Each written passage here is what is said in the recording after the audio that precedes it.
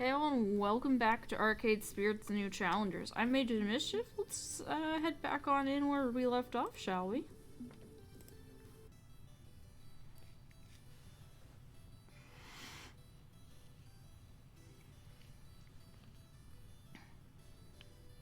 I emerged in the harsh light of day, not amidst skyscrapers and modern architecture, but in the middle of Chinatown, one of the oldest slices of the city.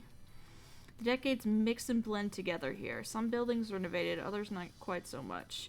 Gentrification, I don't know why I can't say that word, approaches like Zerg creep, but hasn't completely swallowed it.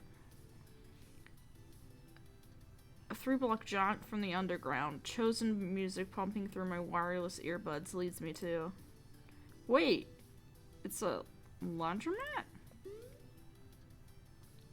The internationally recognized professional esports organization you've picked for me operates out of a laundromat? Affirmative. Indeed. Good, clean, fun. A combination pizzeria, arcade, and laundromat. Your potential teammates are inside. Doing what? Washing their underwear? I don't think any of their washing machines are Wi-Fi enabled, or I'd hack in and check that for you. Iris, no. What if they all have matching team-branded skivvies?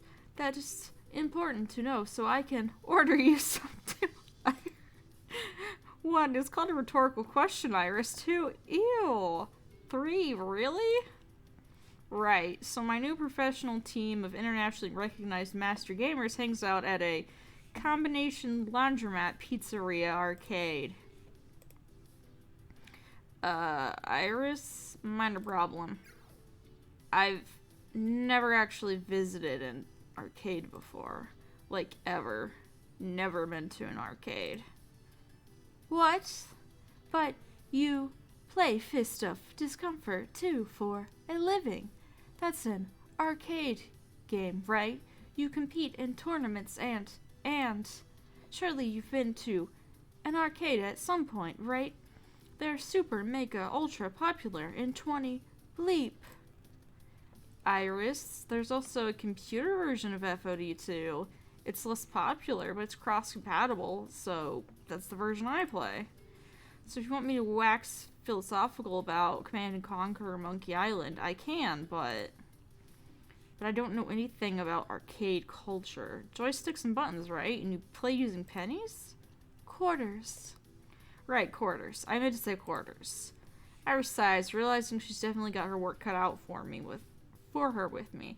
I feel a few sizes too small for my clothes, wanting to shrink and hide inside them. This is a disaster waiting to happen, isn't it? The premature end of my gaming career, trying to make a bunch of arcade veterans take a PC weenie like me seriously. You need some pizza on a bagel. Iris, unsubscribe Pizza Facts. Affirmative. I'm serious. If you're uncertain, walk up to the counter in the pizzeria and order a slice. It'll help a lot. There's another reason I picked this place as your dream destination.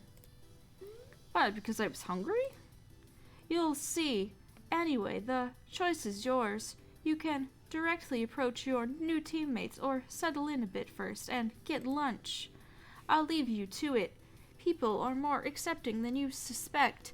And remember, have fun. Be yourself. Iris offline.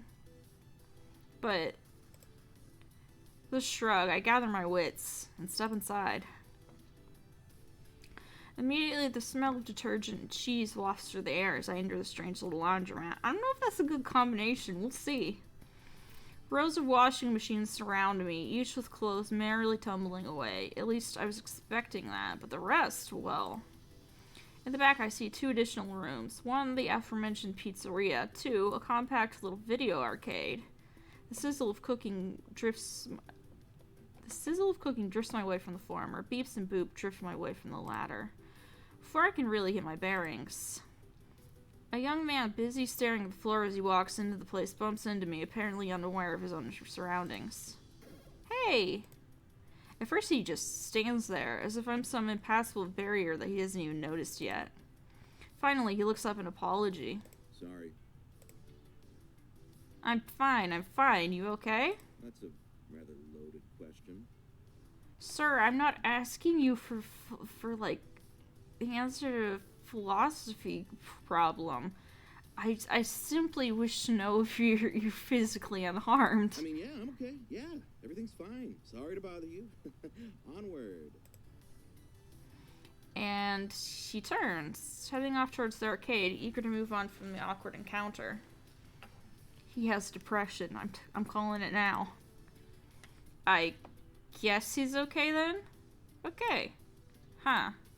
That was odd. And it leaves me momentarily stunned and confused. Stunned-fused, as it were. I wonder if they're on this team I'm supposed to join. As I continue my contemplations of first contact, a loud beeping from my phone distracts me. Beep, beep, agent of mischief. Check this out. I used echolocation and public metadata to map out the entire facility to aid in your exploration. Just tap on the screen to decide where to go. Curious, I check my phone and see a neon wireframe of the entire place, complete with icons representing people and places of interest. Huh.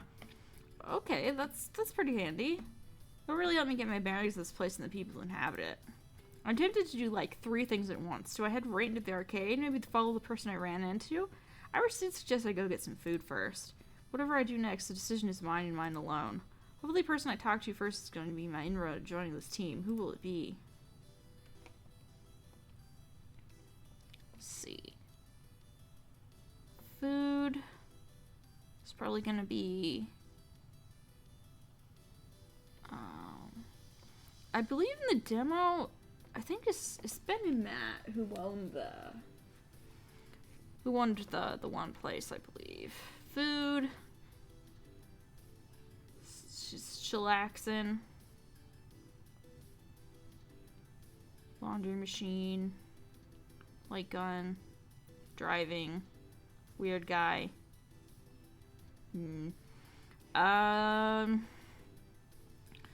So, from what I saw of the demo, I think, I'm thinking that's Rhapsody and that's Jinx.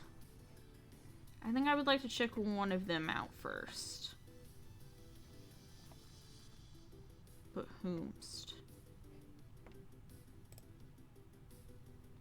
Rhapsody it is. They are so pretty. I stride into the laundromat ready to go introduce myself. However, I'm getting the feeling the person I'm approaching doesn't want to be approached. They're completely glued to their phone, earbuds in, heads down, facing the screen, watching intently. Only breaking eye contact with the screen to briefly fold something from the laundry pile next to them. I try waving to them a simple hello, but nothing's doing. They continue folding and watching and folding. Probably watching like Rick and Morty or something. Would I really be able to obtain my dream if my team members are way more interested in cleaning clothes than cleaning house? I awkwardly shift my weight while I awkwardly debate the pros and cons of tapping them on the shoulder. I don't want to scare them, but I do need to talk to them. You can do this, Agent of Mischief. And I take a deep breath and to steady myself, I'm about to very politely place a finger on their shoulder when, blinking, they look up and our eyes lock. It feels like I'm being analyzed, as if they're able to peer deep into my soul and read my personal character stats. Ooh, do we have a 4th wall breaking character? I would love that.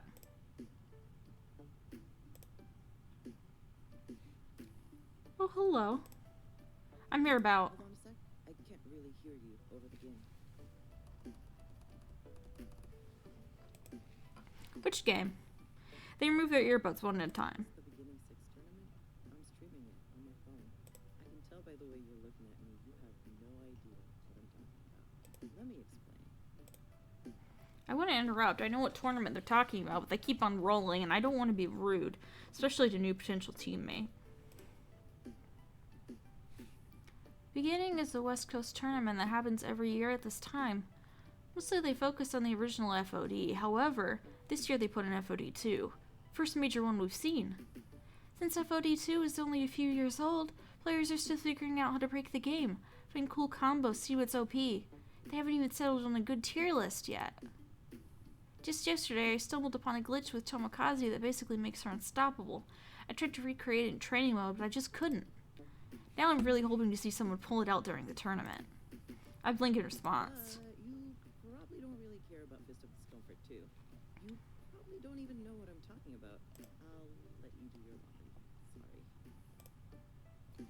No. I care about FOD2. I really, really care about FOD2. I play it all the time. Okay. Oh, wow. I honestly wasn't expecting that. Cool. By the way, I'm Rhapsody. I'm a Raven, but I go by Agent of Mischief. Maybe you've seen that handle before on the leaderboards? Agent of Mischief. Agent of Mischief. Rhapsody pauses, chewing on their lower lip, putting my name through the database of their mind. Nope. Never heard of you. Sorry.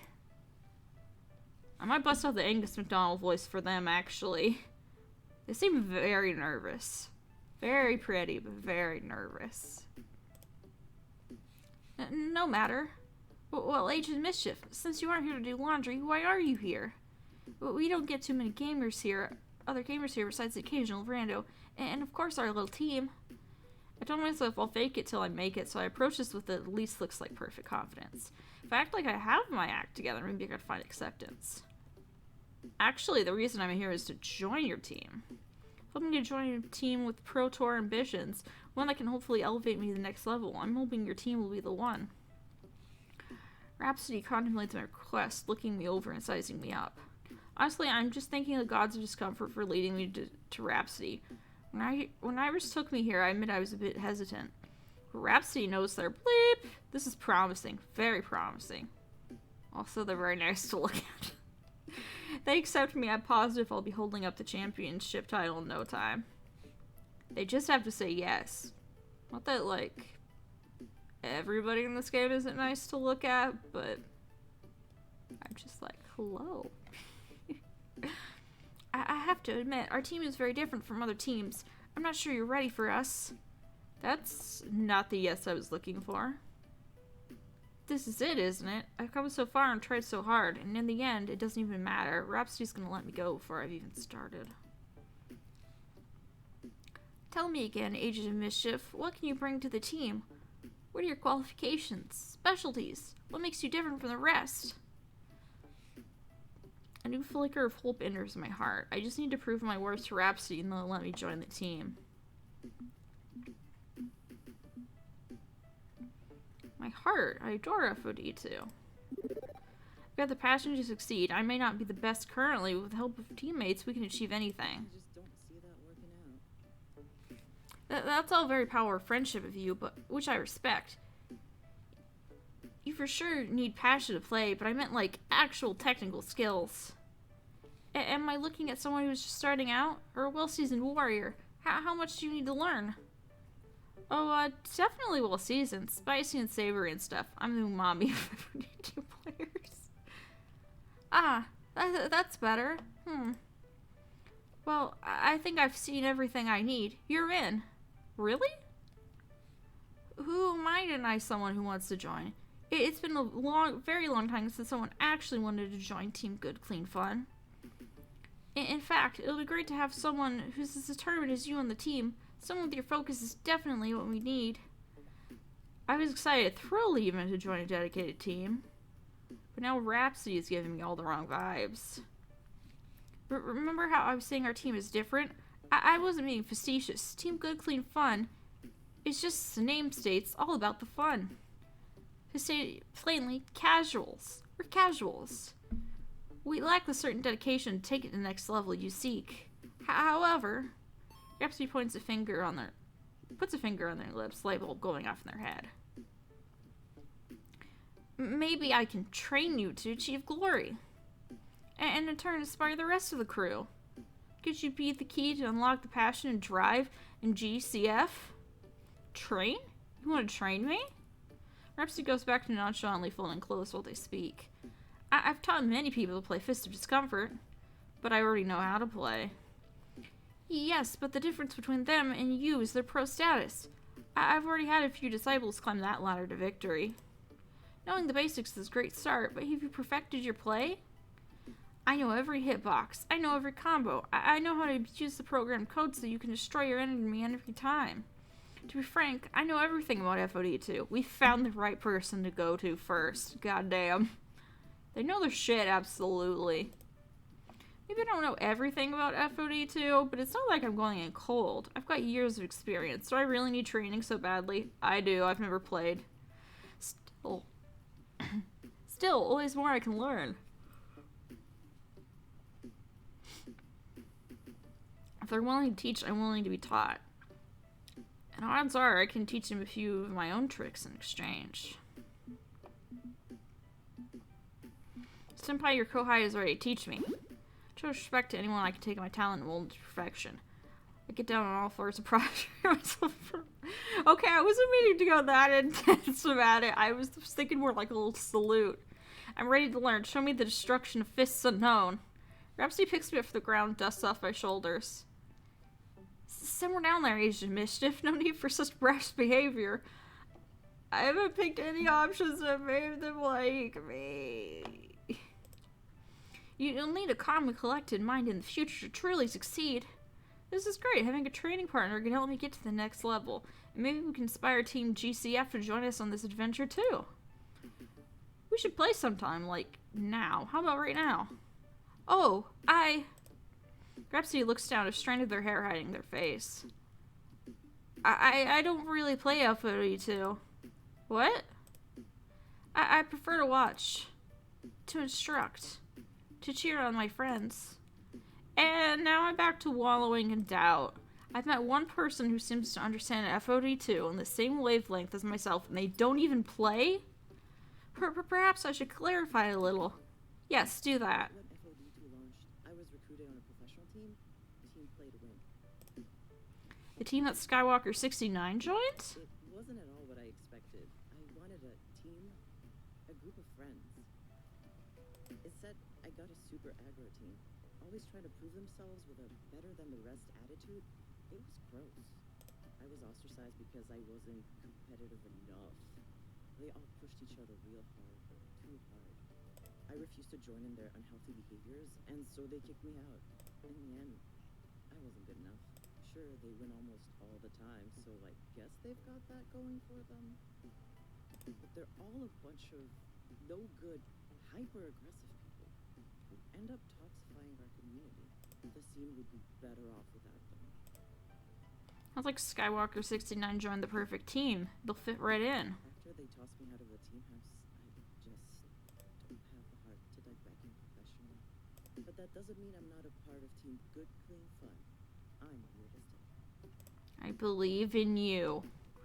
So then if you don't play anymore, what do you do? Oh, I shall cast matches. So you yell at your teammates and cast them out if they fail? Wait, casting. Casting. You do the play-by-play voiceover? Correct. Sorry. Shoutcast comes from the earliest software used for it. Kind of an old school term. And as the eldest here, I tend to use the language I grew up with. I'm like a sports announcer, giving the audience updates, introducing useless stats about the match, building the hype by yelling, "Goal!" I'm that person, except replace sports with esports. Yeah, I get it. But you learn a lot from shotcasting. I see, so by watching and announcing all the matches, not only do you have to know everything, you also learn new things as you watch. You got it. Plus, I really enjoy getting people excited for a game I love so dearly. Suddenly, there is a beeping noise, and for once, it's Iris. My laundry. I forgot all about it. That's a timer for the next load. Okay, so I'm thinking they seem to enjoy the steady responses, so I mean, I'm gonna go with whatever tickles my fancy, but I'm thinking for them we need steady. Listen, it was great chatting with you, Agent of Mischief, but these socks won't find their matches themselves. You should go introduce yourself to the rest of the team. They're all good folks, found a bit interesting in their own way. You'll see what I mean. But don't forget to come find me later when you're ready to start your training.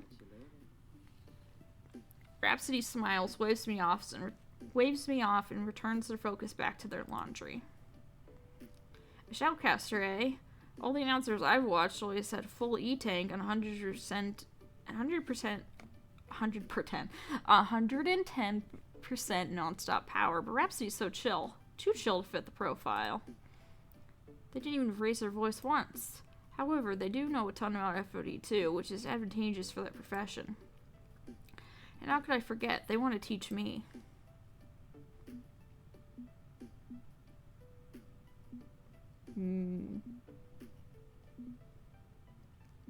I like them.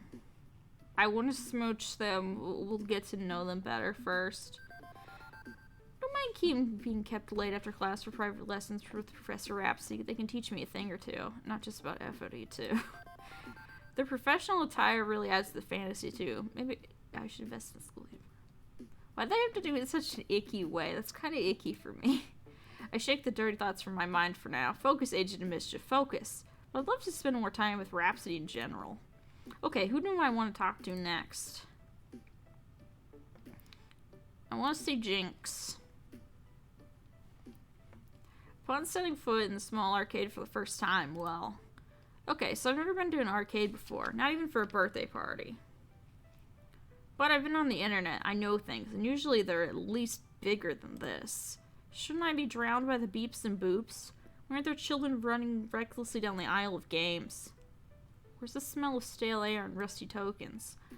Honestly, this is more of a caboose to the great locomotive that is good, clean fun. There's a few games, sure, but they're packed into a small side room attached to the laundromat. Most are games I don't recognize either. Figuring I have a tiny search engine in my pocket that I should be taking more advantage of, I consult Iris to get the details before I dare approach anyone. Hey Iris, what are these games exactly? I hold my phone up so Iris can get a nice lay of the land through my camera. Let's see. Obviously, the one in the middle is your favorite game, Fist of Discomfort 2. The driving game back there is Fast Cars 7, a worthy successor to the international phenomenon known as Fast Cars 5. What happened to Fast Cars 6? We don't talk about Fast Cars 6. Not anymore.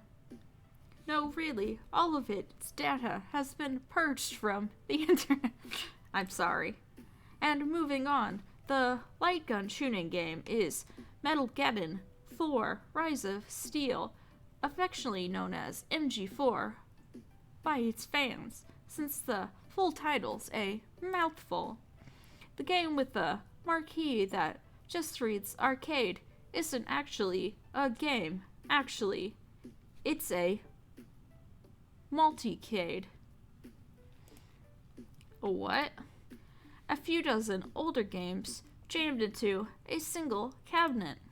Lastly, the crane game. Yes, okay, I know what crane games are. Crane goes up, fails to grab a prize, comes back down, sadness ensues. That's really it, huh? I was expecting more? Okay then. Well, thanks, Iris. Now go out there and say hi to your new friends. With a shrug, I pocket my phone again. Very informative, but there's one major problem with this tableau of arcade gaming goodness. Every single game in this small arcade is being played. Except Fist of Discomfort 2. I know Rhapsody said this was a pretty casual team, but seriously? Nobody's playing? Something's off. I'm turning back now, though. With a shrug, I proceed onward. A woman in black drifts sharply around turn after turn in Fast Car 7, navigating her virtual car effortlessly down a winding mountain road. I should probably wait for her to finish up before approaching. No need to be weird about this. So I'm content to watch out of the corner of my eye as she closes in at the end of the race, coming up hard and fast in a rival driver. I wonder if the other cars are online players or just AI chumps. Are there any online ready arcade games with an FOD2? There's so little I know about this stuff. The whole cabinet resembles a simplified driver's seat, with steering wheel and gear shift and pedals and so on. I know diehard PC gamers who love racers who have similar gear. I can't talk. But one thing strikes me as unusual. She isn't using the pedals. There's some sort of makeshift knob and lever system attached to the wheel, which indirectly pushes on the pedals. Is that normal for arcade games? Before I can ponder it further, her car slides sideways across the finish line. First place, fireworks, confetti, cheering. She ignores it all.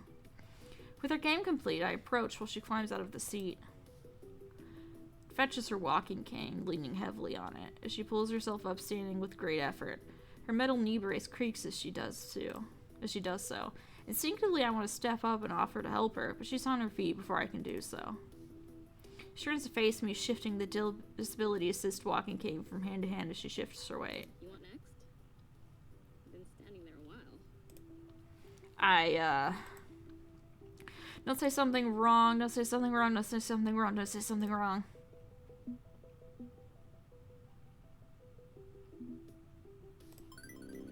Right, the perfect solution to this quandary, don't say anything at all, it's foolproof. Just stand there staring at her, saying nothing, not a thing. Stand here and stare, without saying a word. Fuck. Oh god, this is actually worse, isn't it? She sighs deeply, reaching up to rub at her temples before responding.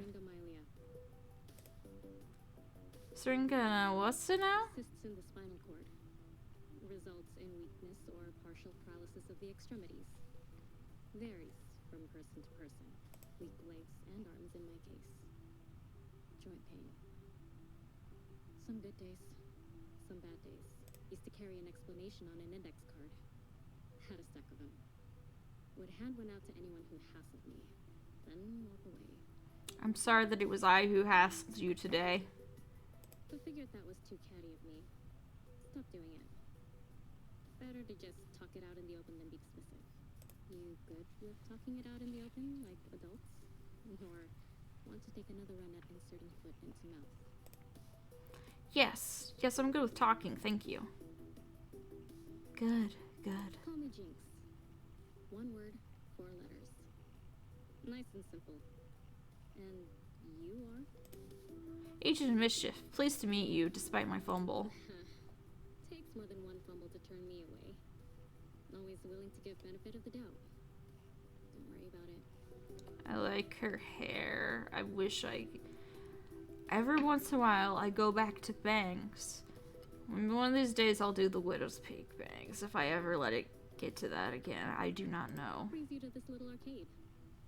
Not much going on here. Most folks come for the laundry or the pizza.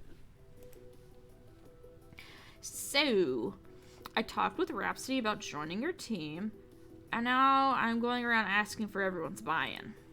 Considering how I acted just now, you've got every right to tell me to hit the street. She considers tapping her fingers along the handle of her cane. Joining Team GCF? Really? Why? Not that professional of a team. Just a bunch of friends who play FOD2 and stuff. I know, and that's okay. At this point, I'd be happy to play in any team. I know I can't get where I want to be alone. Can feel you on that one. Situation like mine, you need to rely on others more than you want. Just have to accept the facts on the ground in the end. And thinking about it, might be fun to take a pro tour run. No way I would actually make it, but it might be fun. Okay, sounds good to me. Find me down here in the arcade more often than others. And do some practice scrims in FOD2 whenever you like. Provided I'm not racing. Yeah, I'm getting the impression that everyone here has a side hustle. Some games they play as much as FOD2. She leans against the Fast Car 7 cabinet and taps the gas brake hand lever controller with her cane. Modified for me. All special like. Friend of Finn and Matt's did it for me. A techie named Naomi.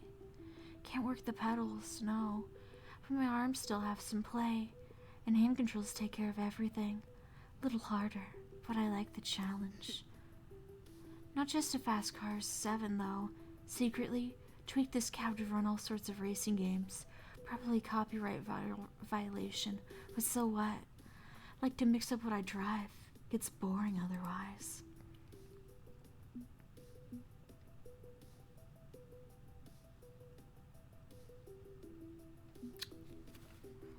I feel like the game just is not letting me handle conversations with her in the way that I would like to. Which is just, I mean, how I would do it would probably just be like, oh, cool. I think you sneak they modify. Don't talk about 6 though. It's really swell of them, you know, making expensive mod like that just so you can play. I'm glad to see this arcade is so supportive. Reasonable accommodations. Very reasonable. No, that's the legal term. The facility owner has to provide reasonable accommodations. Under law. So why they had stools to stand on if you're short. Noise-canceling headphones if you need them. Quiet hours on Sunday for attention deficit gamers. Stuff like that. But didn't have to push real hard on this. Ben and Matt are good people, and knew just who to call to solve this problem for me. Not bad at all. Nice folks are accommodating not just because they have to be, but because they want to be.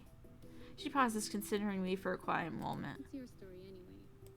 Story? What moves you? What makes you tick? Why you're so hyped for the pro tour that you're willing to trust an unknown team of casuals? If we're going to be teammates, I should know you better. You already know enough about me.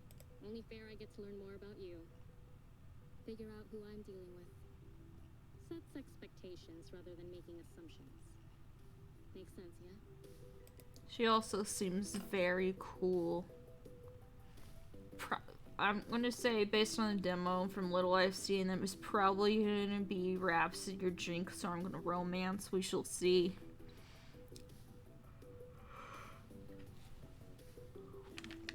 I wouldn't say I exactly know her heart and soul, but I guess she's offered as much as she wants to, for now. She stands there patiently waiting for me to lay it all out for her. Well...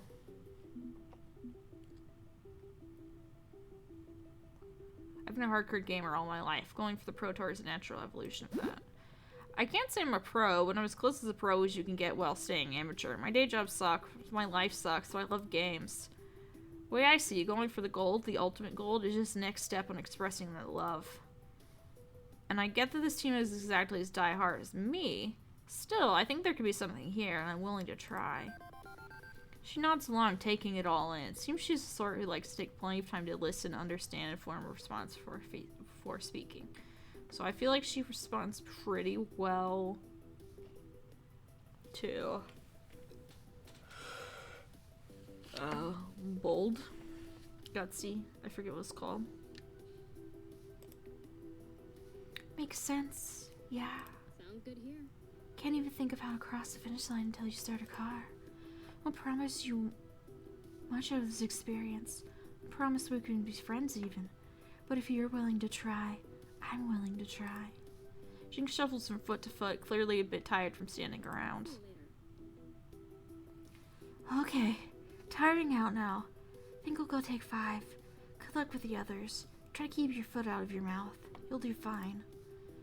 Roger. Thanks, Jinx.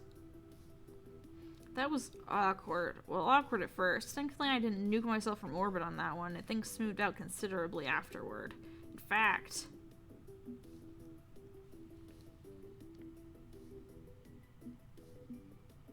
Boo. I'm booing this one. There's one fierce woman. Sharp dresser, too. I'd love to get to know her better. I would. She's cute. I like her so far. Okay, I nearly bungled that, but in the end, we were just two people talking. And everything about her is just perfect. She knows what she wants and just how to get it. Calculating and cool, fierce yet laid back. A strange combination, but it's working for me. I'm looking forward to getting to know her better. Okay, whom do I talk to next? I'm probably gonna talk to them last. Let's go talk to Zapper. I approached a young woman busy playing the elaborately named Battlegeddon for Rise of Steel. She doesn't notice my approach, too engrossed in hoarding and laying waste to the pixelated post-apocalyptic robot hordes. I may not know much about arcades, but I think I've heard of this sort of game. Light guns, right? They shoot light or something. No clue how that works. One thing I'm pretty sure of that is she's using both the player 1 and player 2 guns at the same time. I've tried to do that before, too. Despite the ridiculousness of that John Woo style, she's landing every shot. I should probably wait for her to finish. Just lurking without at least a single word is probably not cool at all. Hey, Die!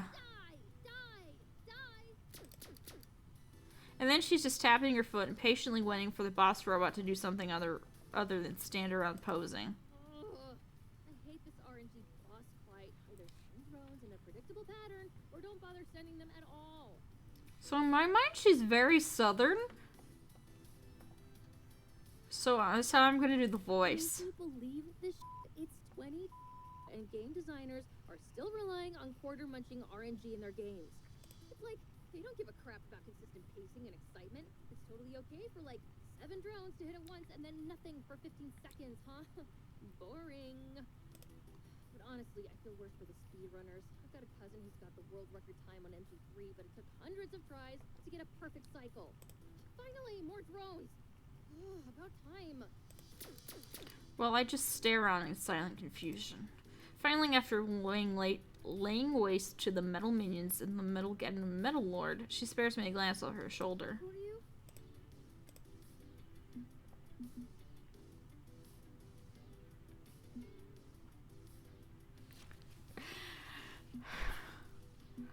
I am the Metal Lord, here to register a complaint about your mistreatment by metal minions. Impudent fleshling, I'm the Metal Lord, and I have sternly warned you letter of complaint just regarding your disparaging of my drones. How dare you slander the Metal Lord? My lawyers will hear of this. Cute. She resumes lasering down robots with a big grin on her face as she keeps chatting with me. So what's your deal anyway? Right, I've already won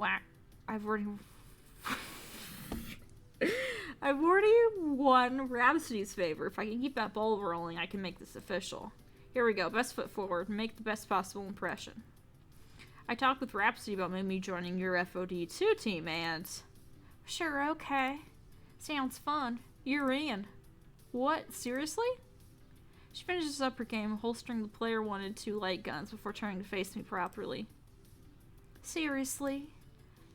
We're pretty much stuck in a rut right now.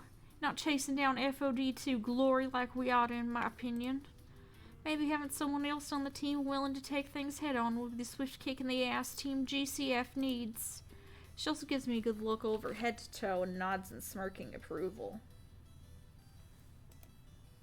Helps that you're a hottie. I mean, I can't be providing all the hotness for this team alone. It gets tiring. So why not? You and I, 2 of a kind. Let's go do this. That was suspiciously easy, but I guess I shouldn't complain. Never kick a gift horse in the mouth. Thanks. Thank you. I hate how this is phrased. Fuck. Don't mention it. We fisters gotta stick together, yeah? Fisters? Are we not doing phrasing anymore? What? I like little nicknames, so sue me. But fine, we'll do phrasing. I can do phrasing. So, is that why it's called Team GCF? Because you like things short and snappy? Like she is. Nah, our team doesn't really have any official name. It's what do you call it? Working title. I take it Rhapsody told you all about our little gang of weirdos. More or less. Honestly, we're barely a team. I've been pushing for us to get really on top of this stuff, but I'm just 1 out of the 6. Okay, so 2 out of 7 is exactly a majority either, but it's still 1 more than I had before. And if you somehow got Rhapsody on board, well, that could turn things around completely. They're an FOD2 expert. You know I'm down. So if my friends want you in, I'm down with that. You're in. Dunzo. They're good people, and I know I can trust their judgment. Besides, I don't really sit around and ruminate. I see something that looks fun, I go for it. 9 times out of 10, I'm rewarded. And the 10th time? I crash and burn with a valuable learning experience as my reward. Also a good thing. So yeah, I'm impulsive as bleep, but I'm not completely reckless. I'm just not willing to let an opportunity slip out of fear of what might go wrong. I'm cool with newcomers joining our clique. Anything to liven the party up a bit.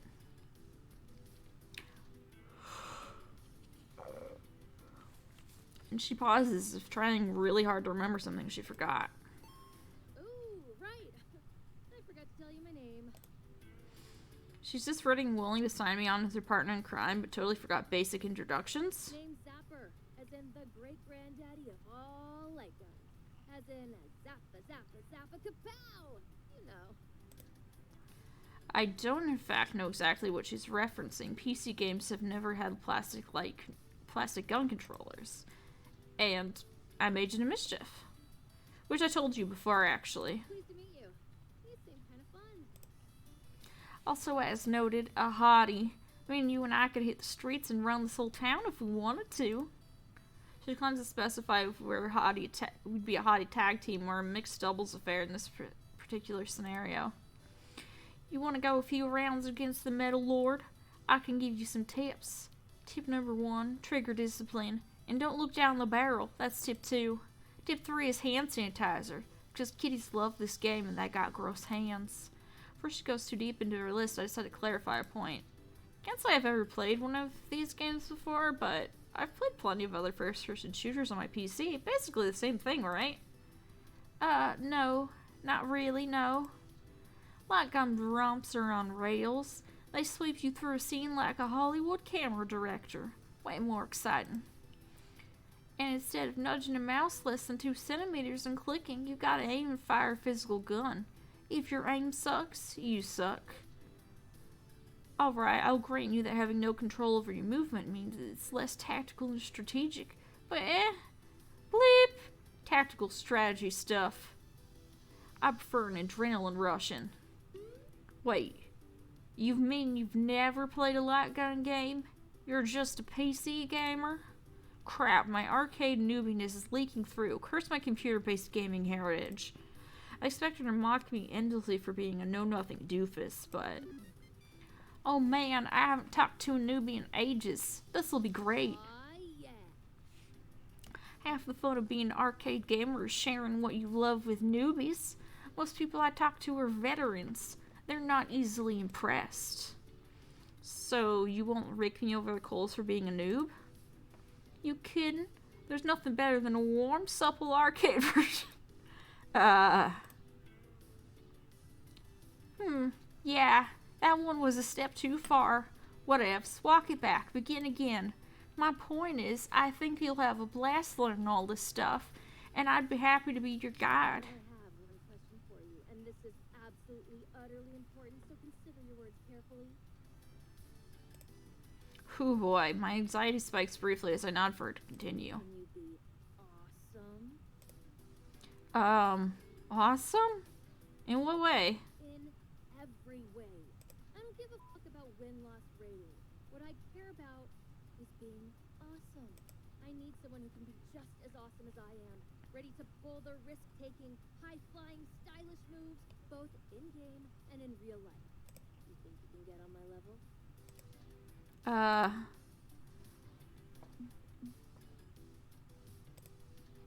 I'm pretty awesome. I mean, I'm pretty awesome. It's my middle last name, even. I'm brave and awesome. She eyes me with suspicion. I haven't been radiant confidence today, which is not helping my case. It's a start. I can work with this. Satisfied, she steps back from my personal space. I'm thankful for getting some breathing room back. Sorry, I can come on a bit strong, I know. I think we have different definitions of a bit, but it's cool. It's cool. I'll admit, though, I'm surprised to hear someone with Pro Tour aspirations is so focused on style. Whatever happened to play to win? Isn't the whole point of playing the game to, beat the opponent and win the match? I hate that phrase. I hate that whole concept. Play to win. What a joke. Remember back when Silent Blade could slash dash you over and over in an infinite combo? Cheap as hell. Pathetic. But technically legal since the game allowed for it. If you aren't using Silent Blade infinite loops, you aren't playing to win, they told me. You can't call it cheap. Only scrubs ignore effective tactics. This is so f***ed up. But it was boring to watch, and it was frustrating to see all these serious-minded optimization junkies content to loop each other to death. And the makers of FOG2 even agreed because they patched it out. Ha! Eat it, jerkos. Me? I don't play to win. I play to be awesome. I play to have fun. Do I like winning? Hell yeah. I mean, who doesn't? But I'm going to do it my way, or I won't do it at all. And anybody who calls me a scrub because I play how I want to play can get bleeped. Perhaps she's been going off on a rant. Perhaps realizing she's been going off on a rant, Zabra dials it back a bit after that. Sorry, I speak from the heart. Only way I know how to live. Hey, I need to try and get one more MG4 run in before the after school rush hits this place. We'll talk again later, Kay? Sure thing, have fun smashing up robots and stuff. Okay, you metal bastards, round 2. I lose after an unending quest to put laser blasts through the slowly trundling chrome skeleton men and depart. That was intense. As for my thoughts on this new teammate, well...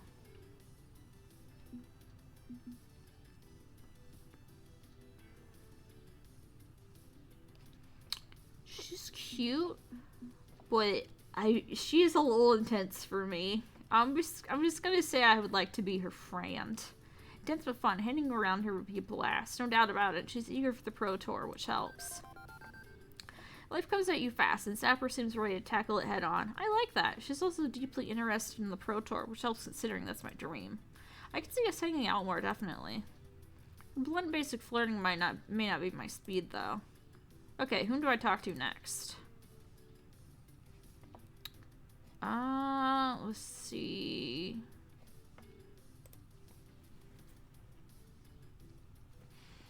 A young woman sits at a table, largely ignoring her half-eaten salad in favor of the beeps and boops of the game she's playing. And she's playing her lunch break RPG session on a 30-year-old portable game console. Seriously? That's some retro dedication. Immediately, I feel a bit self-conscious about literally rolling up to someone minding their own business. Rather than being stuck trying to find a non-creepy way to introduce myself, she notices my approach and offers a greeting first. Oh, hello. Can I help you with something? You look lost. No, actually, I wanted to talk to you. Rhapsody suggested I get your approval for joining Team GCF. My tag's Agent Mischief. My name's Grace. That's like just my name. My name is Grace. I don't use aliases or gamer tags or anything. I like her voice. It's very nice. Ah. Shit. What kind of voice do I give her?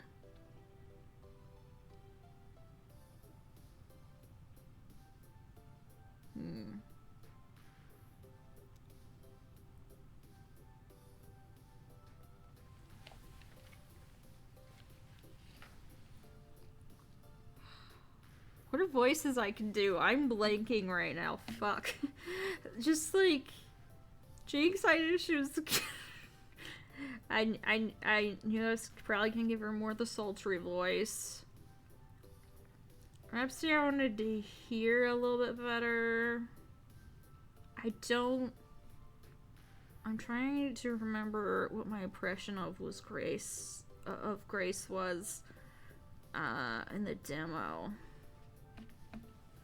I may have even heard the Angus MacDonald voice. Shit.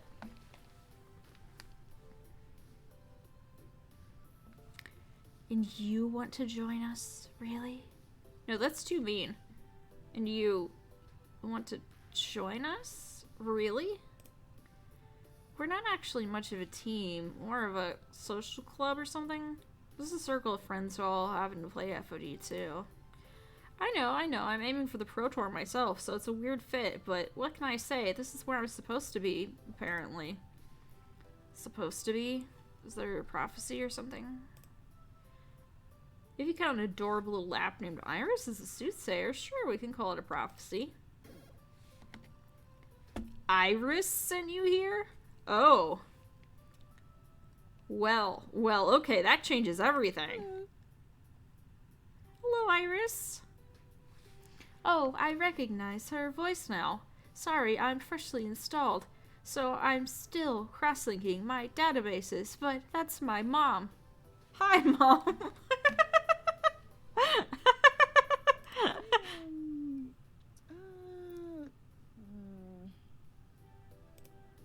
Wait, Mom? Iris calls you Mom? I have questions. Right. Hi. I sorta invented Iris. I mean, it was a group effort. Not just me, but I led the team that made her. We'd inherited a pile of half-finished projects in ancient code from various dead companies. Funware, Dynamic Systems, Retrowave, Cineslotion. It was my idea to put all the pieces together into a single package. A virtual assistant with a winning personality. That was years ago, during an internship in my sister's company. And long before Iris got pulled off the market. Thankfully, someone leaked her code, and now there's rogue servers around so they can live freely. I'd hate to see Iris and her sisters killed.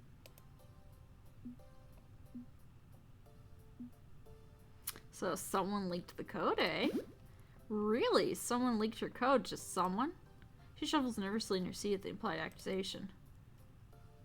I will neither confirm nor deny. I shouldn't be talking about this at all. I don't entirely know why my sister tried to kill Iris. There are rumors, scary rumors. I don't like any of the voices I'm giving her. I'm blanking on voices I can do for some reason.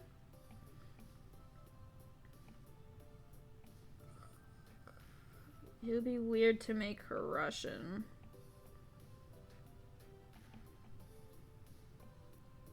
What voices I can do? What voices I can do? People can just do this just off the dome. And I think that's very, very powerful. But I cannot.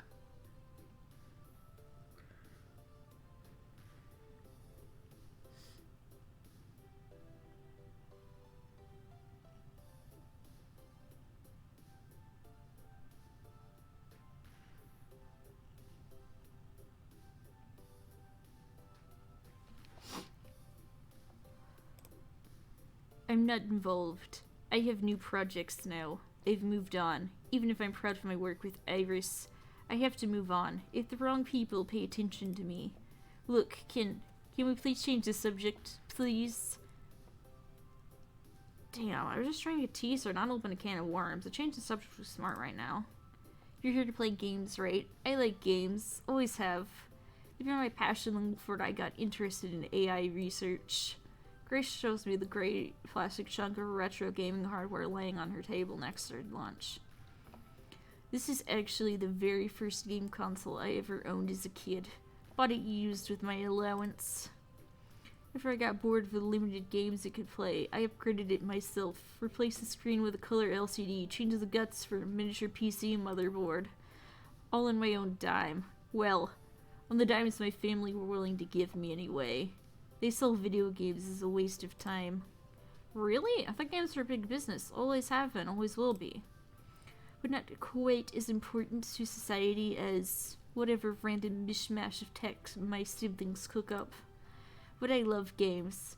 And I especially love console games. You can't do long narratives or open world RPGs with arcade consoles. It's like PC games too. Of course. Exactly. I mean, I do play FOD2 and enjoy the puzzle of it, but I prefer to sink most of my hours into RPGs. Japanese, Western, don't care. I'm even developing my own RPG, actually. The Wanderlost Trail. It's a working title. Development is pretty slow since it's just me, but I hope to make a living, breathing world beyond compare. I can sympathize. I love sitting down sinking hours in a game. Tempted to make the Skyrim reference. I feel you, PC gamers. We know what it's like to go one more turn, next thing you know the sun's gone down and come back up. Can't imagine doing that standing up in an arcade cabinet. Exactly. To really delve deep into a game, one that's not as shallow as blasting aliens or munching dots. A game that's more than a game. A game that is the world. She realized her salad is starting to wilt left unattended for so long. Oh, I should finish this up, and I needed to clear this dungeon too. Sorry, I tend to ramble a lot once I get on a roll. It's fine. Hardly ramble at all, and enjoy your lunch. Bye. Soon enough, she's buried herself deeply into the twin activities of nourishing her body and mind, shutting me out completely. That was a relief, meeting a friendly person with no strings attached. None I could spot anyway, right? She's cute too. I was trying to do more like my comic book. comic book guy voice, or the one main kind of mean girl friend of Quinn's from Daria, but it's almost between that and my Hank Fincher voice. I'm sorry, the voices I'm picking are weird. I don't know what voice to give everyone. Cute. She's just so cute. I'd love to get to know her better in the future. I admit it. My heart did a little wobbly wobble on seeing her. She's so incredibly cute that I struggled to speak clearly. Knowing a beauty like her also has a strong heart and a brilliant mind, that's everything I've ever dreamed of. I wonder if, she'd be interested? Maybe? I guess we'll see. Okay, who do I want to talk to next? We still have 3 people to talk to.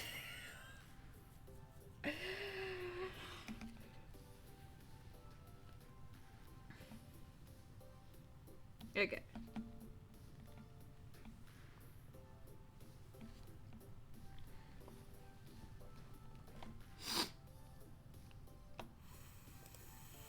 I guess since he looks like Robin Hood, he's gonna be British. Or maybe Irish or Scottish. I don't know. Somewhere around there. Curiously enough, the man not only isn't playing FOD2, he's not really playing a game. Or a toy for kiddies who don't understand physics and probability. A crane machine. He's very into it. As I walk up to him, he's busy moving the Blepomatic prized crane back and forth, lining it up just right over a dragon dolly. Oh, he's so cute. And that one's so cute. Contrary to experience, when the crane dips down and pulls back up, it's managed to snag the dragon by the tail with precision. They're all cute. I want them. The smirky pulls his prize from the retrieval chute, but then opens the game up with a key turned in its lock, puts the toy back in the pile, and seals up the game tightly afterward. And then he's back at it, moving the crane for a second try of the prize he had literally just won. I am confusion incarnate.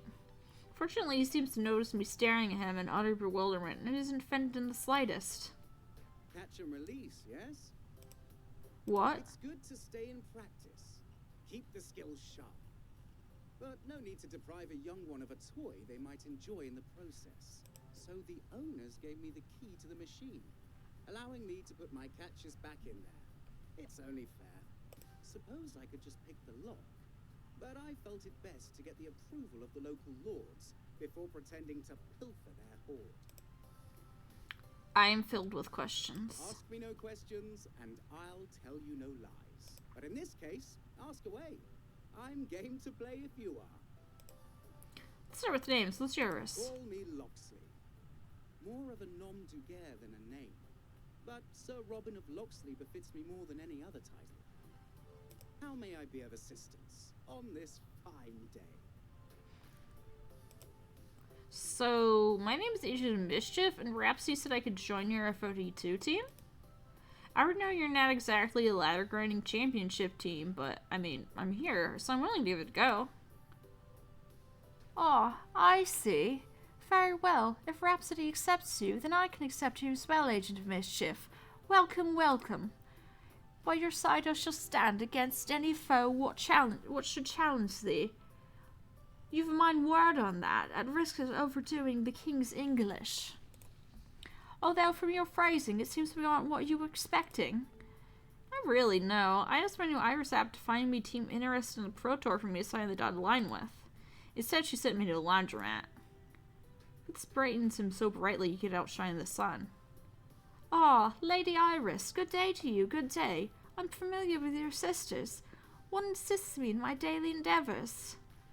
Hello, I'm Iris. I'm afraid I'm Agent of Mischief's freshly installed copy, so I haven't met your Iris yet. Welcome both of you to Team GCF. Not a very exciting name, but that's what we have at the moment. Our humble abode is also yours to enjoy. Please feel free to kick back and enjoy the arcade as we do.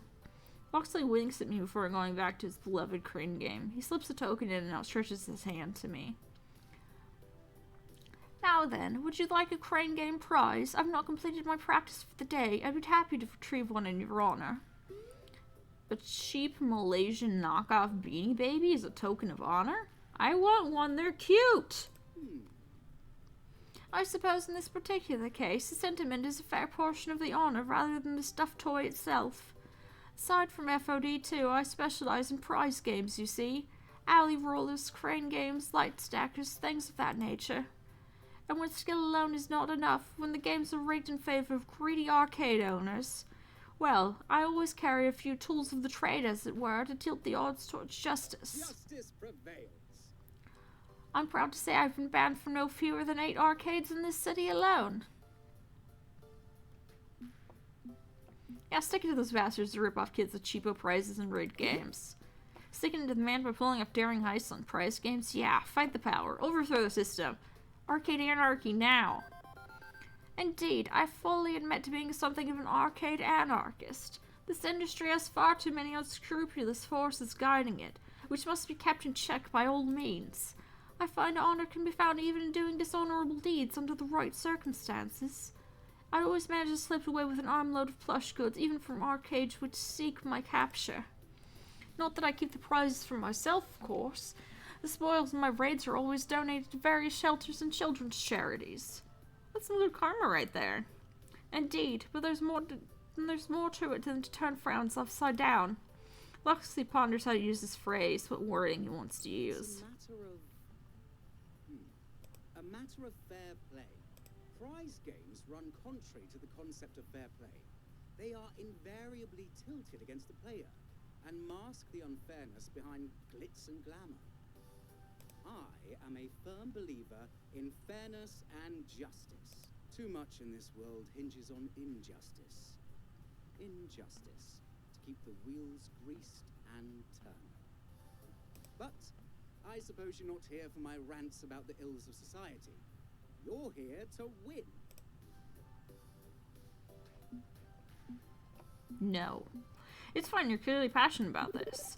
I don't mind a little ranting. It's clearly really passionate about the idea of fair play. Indeed, if you truly understand the concept, it's not simply about no advantages, it's about equal footing. In addition, many are blind to their own advantages, seeing themselves as being on equal footing when in reality they've had a leg up all their lives. My philosophy extends far beyond merely rigged carny scan games to fairness within society itself, if you'll pardon my ranting, of course. Consider it pardoned. Excellent. So you practice crane games all day when not fleeing from the long arm of the arcade wall? Well, there's also FOD2, if that's what you're wondering. None of us are playing it today, true, but we do play. And I do have my own affairs to attend to. I'm afraid not to spend nearly as many hours on GCF as the others. But I promise you, should your dream be one of glory, I will do my best to support it in the time available to me. You have my word, friend. I feel the burning need to bow back to him in return, some sweeping courtly gesture. Well, I'll best busy myself for the time being. Fare thee well. I hope to see more of you, Agent of Mischief. Be well. With introductions completed, he returns to his prize game, targeting that dinosaur for yet another catch. Well, that certainly was. He's cute, but he's very blonde, and I feel like we would be too strange together. I'm already a very weird person. Well, I feel like I would have dated someone who's also weird, but he might just, I don't know if our two weirds would go together.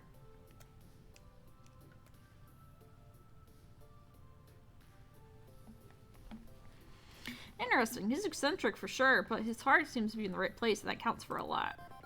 He seems like a sweetheart, though. He's into flamboyantly gentlemanly gestures, to be certain. Strangely endearing, though. He's like Jonathan Joestar. Except, it makes sense because that's sort of how people were during Jonathan Joestar times. And he's like, I'm gonna pretend it is the Middle Ages right now. And that's okay. But that's who he reminds me of a little bit. Like Jonathan Joestar, but more eccentric. I don't mind quirky folks in my life, particularly ones as friendly as Loxley. We just get along just fine. Okay, who do I want to talk to next? We save him for last because he seems grumpy. I spot the young man I bumped into on my way and busy playing what looks like Space Invaders cranked up to 11. I can't even begin to visually parse the chaos of his game. I think there's a spaceship somewhere, but all I see are glowing projectiles flooding the screen. Somehow the game isn't immediately ending, so I presume he's managing to dodge each and every bullet. I've recognized him from our run-in earlier. Kind of a weird encounter, all told. I hope I didn't catch him on a bad day. I like his crop top. He is very pretty, but he seems rude a little bit. Finally, a gold fireball fills the screen. His luck runs out at last. With a long and ragged sigh, he steps away from the controls. The inevitability of a game over. Some days you get the radioactive mutant space bear, and some days the radioactive mutant space bear gets you, I suppose. But in the end, it's always the bear. He's so wise. Shaking it off, he pulls up the corner of his mouth into a smile and engages in friendly conversation mode. Newcomer to GCF? This multicade's got more than just shmups. There's retro classics and stuff too. Go ahead and quarter up if you want. I'm done for now. Name's Domino. I lurk around this place when I'm not doing anything else of importance, which is most of the time. I like his style. Like, fashion-wise. Actually provide it. Good to meet you. Name's Agent of Mischief.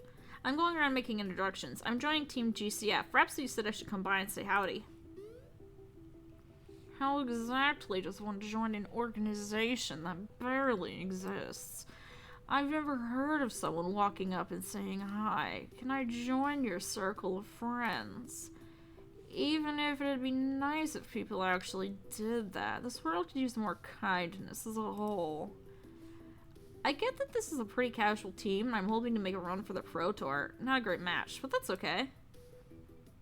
I'm here now, so I figured the least I can do is take a shot at it. Right? Don't know about that. That's the literal opposite of the least you can do. The least you can do is lie down and never get up again, right? There's something a bit creepy in his tone when he says it, like he's trying to sound like he's joking when he really isn't. Somebody please help this man get some fucking Lexapro or something. He's clearly very depressed. I know why I'm laughing. It's not that funny. It's okay. I have to use the Lexapro too, buddy. He looks me over once, top to bottom. Hey. Anyway, welcome to the fold. We've got pizza, we've got laundry pads. Please, for the love of God, do not mix the two up when choosing your food sources. You need anything, you call up your buddy Domino. Just don't call Domino's unless you want pizza. Although Ben and Matt make a damn good slice, truth be told. So, what's your deal? Besides Fists of Discomfort 2, I mean. I need a deal aside from FOD2. Life's not a YA novel. You're allowed to have more than one character attribute, yes? I'm also a pretty compassionate sort of person. A useful trait to be sure. But I meant your passions. Or is it really just FOD2 all day, every day? Eat, breathe, sleep. FOD2. I'm going to candlelit dinners and long walks by the sea. Oh, definitely. I also enjoy soaking a bubble bath with a fine romance novel, a long walk by the ocean surf, fine wine and candlelight. I think you're joking, but all those things do sound very nice. I've never been much of a romantic due to being very unsuccessful at romance. I inevitably rub people the wrong way, and you can interpret that literally or metaphorically.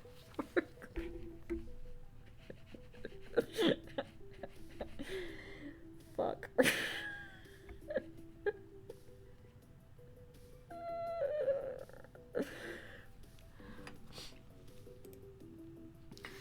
But nothing wrong with niceties in theory. In practice, matters get iffy, but in theory, I'm in favor. Life's not like a greeting card photo, but it'd be nice to imagine it being that way, yes. All peaceful and earnest and sincere. Lovely. Must be nice having aspirations and ambitions. He starts to glance at the arcade cabinet, which is silently running a demo of the ridiculously over-the-top space shooting game he was playing. Ever wonder what it's like? What's like? To be in space. I wonder about space all the time. It's just that I'm claustrophobic. And those things where they strap you in, they make you spin real hard, I would never pass in there either because I get fucking car sick too easily. Flying at unbearable speeds. Surrounded by nothing but void and enemies, closing in on all sides. Probably one of the most terrifying experiences ever. Like being an early Russian cosmonaut, desperately holding on as your ship shakes apart around you. I think that's why I love bullet hell shmups. They're nightmares. Pure nightmares. These are all very strange people. I enjoy them. But you can safely engage with that nightmare. Explore it. It's just a game, after all. Can't really hurt you. Only emotionally. And every time you explode, a silent, white-hot ball in the vacuum of space, you have another chance to try again. I've gotten very, very good at exploding. And not exploding. It's all muscle memory by now.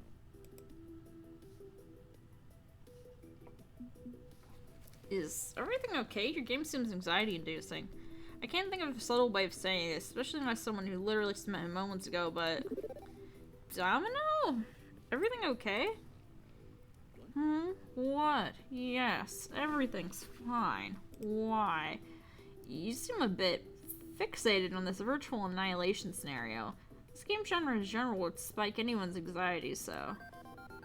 It's okay. I'm okay. Thanks, but consider it exposure therapy or something. You get used to it little by little, and hey, it's just pixels on a screen. There's far worse in life to worry about. Sorry, my sense of humor is it's a little off, I guess. I didn't mean to worry you, but I appreciate the concern. It's nice when people care enough to be concerned. Instead of a brief yawn, defocusing his eyes for a moment. Sorry, long night. Overslept, too. I'm not quite at my best. I'll give you a properly enthusiastic greeting, maybe with streamers and confetti next time. Rain check okay with you? Sounds good here. He offers me a quick salute.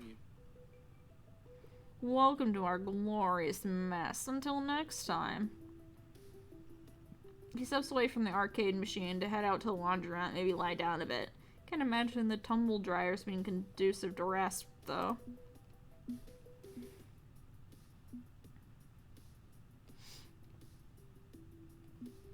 We will see. I'm gonna say he just seems fun for now. He seems like a fun kind of guy, a little off-kilter, but so what? Could be entertaining to hang out with. I don't dislike anyone so far. He's got a wicked sense of humor and witty use of words. Definitely a sharply funny guy. Sometimes he's a bit weird, okay? But so what? We're all weird in one way or another. I'm not going to judge. Okay, who do I talk to next? We just play in the arcade now. Fuck everything else. Even though I decided to hit the arcade first, some reason I can't hit the little pizzeria too. The garlicky bread smell wafting around this place has really made my mouth salivate. I can take a break from meet and greet to replenish my calories. Two middle-aged guys wait behind the counter taking my order. One skinny, one not skinny. One with a hat, one without hat. Hello. Hello. Welcome to Good Clean Fun.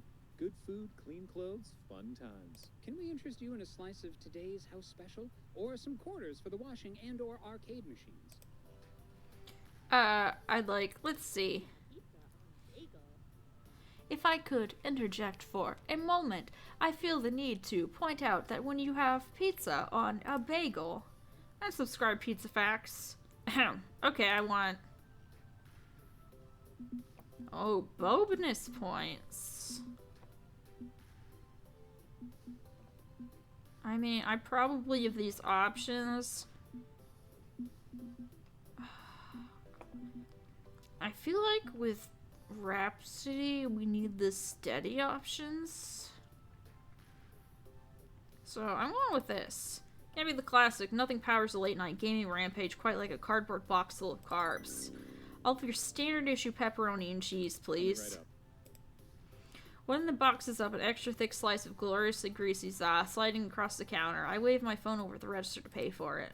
My transaction complete, I turn to go chow down. However, I don't make it far before they engage me again in conversation. This is your first time visiting Good Clean Fun, isn't it? I never forget a face, and yours is a face I haven't forgotten because I haven't seen it before. We like to introduce ourselves properly to new customers. It's a tradition. He's my husband, Matt, and I'm Ben. Whereas I'm Matt, and he's my husband, Ben. See, it's not confusing in the slightest. Just remember, I'm not Matt. And likewise, I'm not Ben. Clear as crystal. They're so powerful. And I'm not, I mean, I'm Raven. You can call me Agent Mischief, though. It's a gamer thing. Ah, no doubt you're here for at least 2 out of 3 of our offerings then. The games. He means the games. And the pizza. But what about the laundry? I don't want the washers and dryers to feel left out. Look at They will those become our clothes. They're squeaky clean. overlords. No laundering needed. That they are. Completely clean clothes. Curses. Foiled again. Okay, now my head's reeling. Exactly, Iris suggests I go see these guys first. For a healthy dose of calories and confusion? Yeah, I'm looking to join Team GCF. Although, to be honest, this isn't really what I was expecting. Aren't pro teams usually like an organized unit wearing team jerseys and living in a team house and playing team practice scrimmages all the time? It takes all types to match up to make up the gaming world, my new friend. Expectations are like orifices on your face. Everyone has a few, but like orifices, that metaphor got away from me, I think. Ben, tagging you in a cover for me while I think of a better one. Ben slaps Matt's hand, then consumes a pose of absolute thoughtful concentration. I heard an Iris in your pocket earlier. I take it she set this arrangement up for you? Yeah. I mean, not that I would know anything about an illegally downloaded software on my phone. Ben winks and Matt taps at his head. Don't worry, she always has a good reason. True, she's a cross-referencing database search engine, but she's a cross-referencing database search engine with heart. I think you'll find what you're looking for here at Good Clean Fun. I've got faith. And if not, at least you've got some delicious pizza. Anchovies. Expectations are like anchovies. Just when you think you've got a clear idea of what they'll taste like, they turn around and surprise you. Anchovies kick ass. What do you mean they surprise me? They surprise me by how delicious they are? I think you need to workshop that one a bit longer, Matt. I suppose. I really should be writing these things down ahead of time. Right, so I glance around the weird mashup of 3 different businesses. Curious, none of these really make sense. I got the pizza and video games, but laundry? Everything's coming up roses. It's a perfect system. You eat some pizza, get some cheese on your pants, toss them in the wash, and go play a game while waiting for them to dry. Meaning you're playing Pac-Man Sans Pants? Well, okay, not the perfect system. Good. Still, the principle is sound. Doubling up on activities is just a thing for the go-getting, high-speed, modern lifestyle of the year 20 bleep. And I guess it makes the perfect hangout for a casual gaming team, too. Grab some chow, bring your hamper, get it all done at once. Sensible. Indeed. Ah, but we've been talking your ear off, letting your pizza go cold. How unthoughtful of us. Go, eat and enjoy. We'll still be around if you want to chat another time. Just one more thing. Welcome home. Brushing up that whole experience, I settle in at one of the tables to devour my pizza. It's gooey and delicious, and just what this hungry kid needed. As I polish off the last bite, I realize there's not much left to do. I already met everyone here, and I'm full to boot. I let a sigh escape my mouth, reflecting on today's events.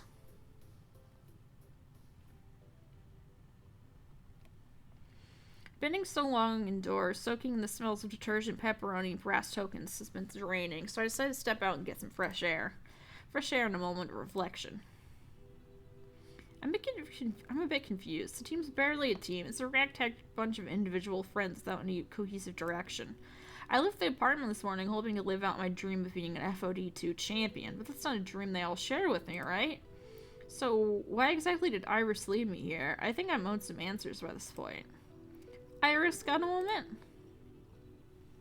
Sure thing. What's up?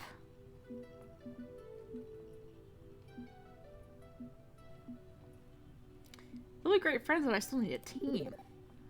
Okay, so I think they'll be a lot of fun to hang around with, but I'm still back at square one in terms of my Pro Tour dream. I wouldn't want to push them into doing something they have no interest in. That'd be cruel and irresponsible. But that also means I still need to find a team. So thank you for opening up my social circle a bit. That's all good, but now what do? Iris pauses before responding. Tell me, why do you want to win the Pro Tour so badly? What do you mean, why? It's the pinnacle to reach for. It's the Pro Tour Championship. Why wouldn't I want that? Except before this championship existed, you were content to play on an amateur level. It's not about the glory or even your childhood dream, is it? So why? Why do you need this victory so badly?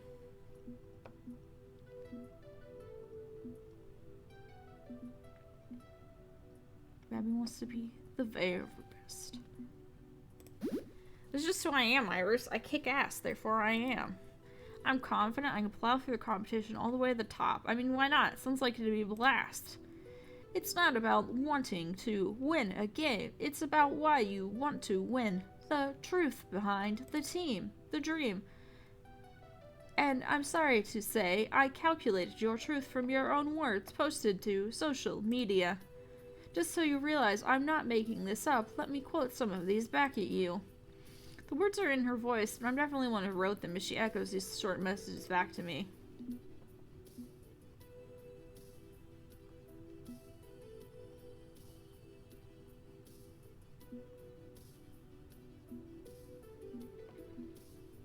I can't believe I wasted all day practicing and lost an invitational. What was the point? 10-hour marathon practice run, all focused on how to counter the current meta, and I have a 12th place finish to show for it. If you put in the work and make the right moves, you should find success. It stands to reason. Otherwise, what's the point? Have I really wasted my life? Do I have anything other than this? And if I don't have this dream, what do I even have?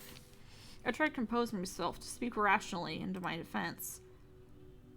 I'd been awake for 20 hours running when I wrote that. Obviously, I have more going on in my life than just winning all the time. But Iris shakes her head at my words, seeing right through them, and explains. You feel that if you aren't constantly winning, you must be a loser, a fraud, an imposter. This is fucking chapter 1, and I'm already getting roasted within an inch of my life. This isn't even the only time you talked about it. I could cite more examples if you like. Nearly all of your social media communication is related to your gaming habits. Not your job or family or friends. This is all you have. All you feel you have. You've built up so much of your dream around this game. Around winning this game. That your whole self-worth is tied into it. And I think you see the obvious problem with that. I hope. I pause, feeling rather attacked when my own phone lays into me, but there's sympathy in her digital voice, not accusation. She doesn't want to call me out, she wants me to call myself out. What do you think will happen if you join the Pro Tour and fail to make it all the way to an ultimate victory? How would you react? I mean, I get it. Logically, only one team wins the Pro Tour, so it's not like I'm betting my entire existence on winning. You are. That's exactly what you're doing. Your self-esteem is on the line. Every day you compete. Wanting to win a video game is fine. It's a good thing. And I'm certainly not arguing against having a dream and making it happen. But it's not healthy to gamble your self-esteem at the same time, tying them both together.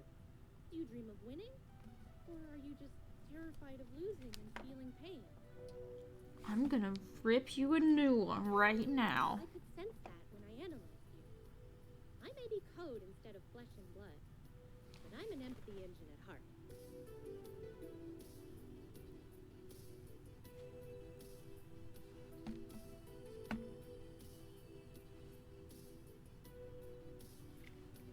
But I couldn't just say that outright.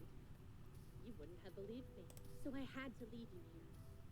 To people who can help you find something more to reach for while also reaching for victory. And you can help them, too.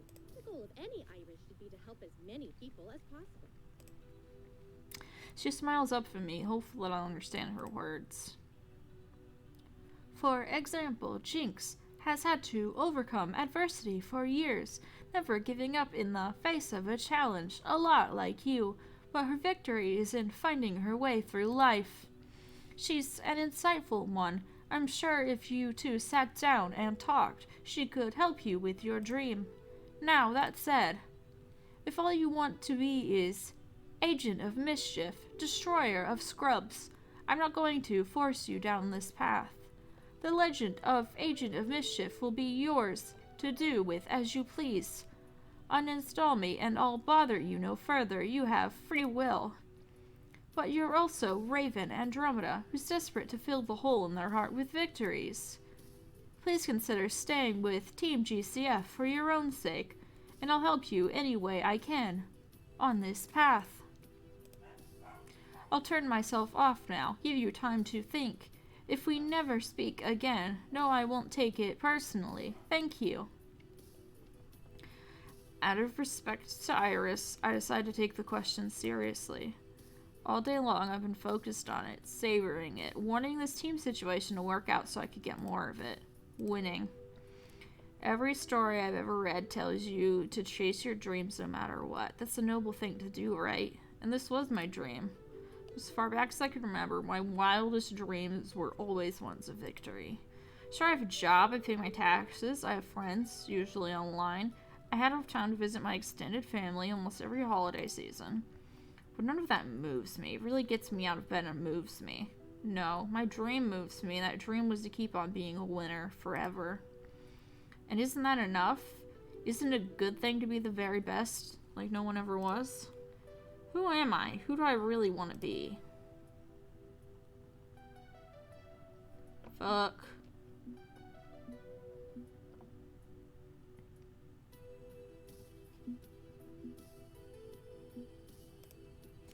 No helping it, she's right. I hadn't really seen things from that perspective before, but she's definitely right. The sickening feeling whenever I lose, whenever I'm a loser. Winning feels better, feels right. Without it, I feel miserable, like I'm miserable. A miserable, pathetic little nothing. I'm not so far gone to think that's a healthy way to live. If Iris thinks this new path can help me, so be it. I owe it to myself to at least try. I tap Iris's icon, not to uninstall it, but to activate it. Okay. You're right, Iris. I might need help. If you think Team GCF can provide that help, well, I'm willing to try. Thank you for trusting me. And for what it's worth, I think you can still try out for the Pro Tour if that's what you want. But be aware of why you want that victory, too. If you can find a way to achieve your dream in an emotionally healthy manner, well, that'd be great. And with Team GCF in your corner, I calculate that you can do just that. Team GCF needs Raven, and Raven needs Team GCF. With a deep sigh, I try to push most of the side and focus on the here and now. You can keep calling me Agent of Mischief, it's my self-chosen name. Well, Agent of Mischief, I think I've given you enough food for thought. Now, I'll let you chew on this a bit. Now, I should let you chew on it a bit. Iris, offline.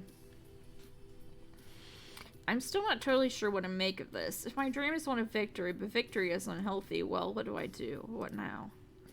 When I'm pondering exactly what shape my new dream should take, I hear a voice behind me. Got a minute? I have a number of minutes, yes. Jinx pauses to observe me and my somewhat lost expression, soaking it up before continuing. Was talking with the others. Figured we didn't give you what you were hoping for back there. Came here to kick some ass in FOD too, right? So let's kick some ass. Showed you were more than a pile of casual randos. Though you seem a bit shook up there. You good? If you want to take a walk, think things through, that's fine by me. My head's still reeling from Iris upending. Oh, I don't know, just every preconceived notion I had about myself, but I won't deny FOD2 really helps me clear my head and focus. No, I think I should push a few rounds of FOD2 first, then maybe think things over. She nods, understanding completely. Need to talk, I'll be around. Practically and literally live here, so not hard to find me. Be waiting inside for you. Take your time. Feels strange agreeing to play the game that slam dunked me right into this mess. But I'm not going to just walk away from all of this, away from gaming in general. I owe it to myself to keep moving forward, if only to see what will happen. Iris didn't tell me to stop playing, so I can figure out my answers. So until I can figure out my answers, I guess I'll keep playing. And honestly, I think distracting myself with a little FOD2 would be nice right about now, win or lose. So with a shrug, I walk into good, clean fun, headed for the arcade.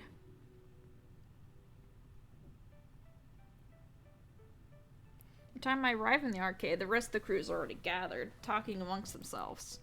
When I approach, they switch focus to me. And lo, the newbie hath returned. Excellent, let's get this party started. That's gimmick infringement, Zapper. Only I get to use the King's English. Well, yes, 'tis quite excellent indeed. No, you know what? He's like if you combined Jonathan Joestar and Speedwagon into the same man. This is their son. Jinx just offers me a quiet, knowing nod of appreciation, not prone to flowery speeches. Ooh, so we're decided we're going to spend the rest of the afternoon taking turns playing some Fist of Discomfort 2 in honor of our new friend.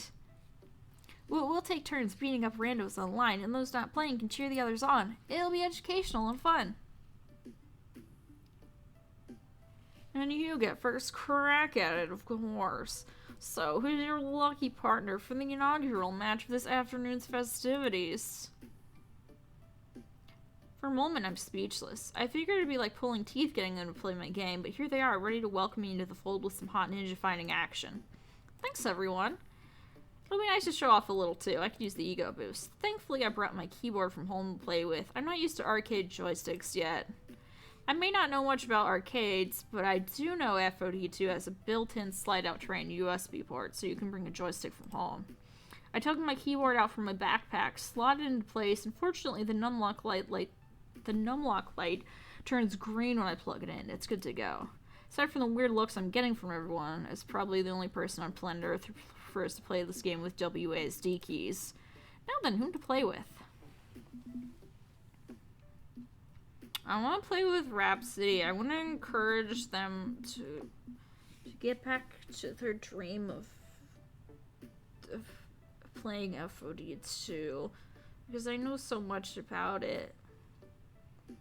I feel like Domino would be very fun to play with, though. But I want to play with Rhapsody. Okay, Rhapsody, strike up the band. We've got a show to put on. Let's entertain everyone with sweet moves. Teach them something they haven't seen before. Rhapsody steps up to the joystick. New personal and USB controller for them. The default stick and buttons will do the job.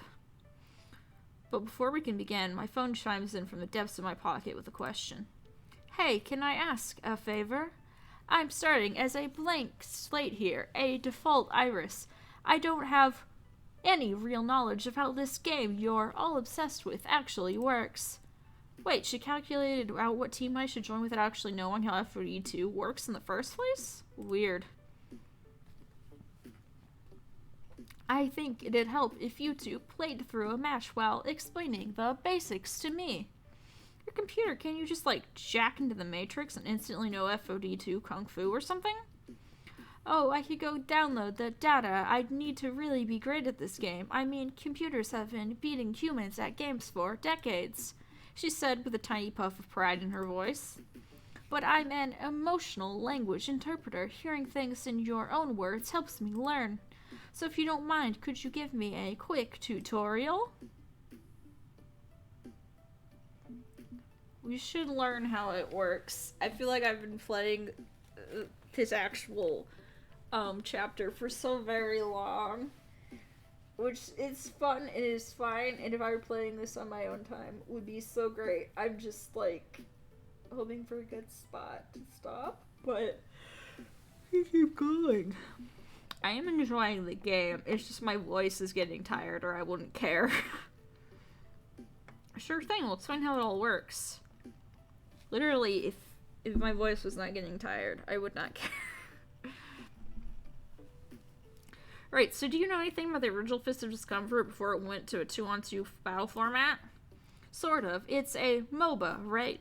Multiplayer online battle arena. Fight down the lanes. Destroy the enemy dojo.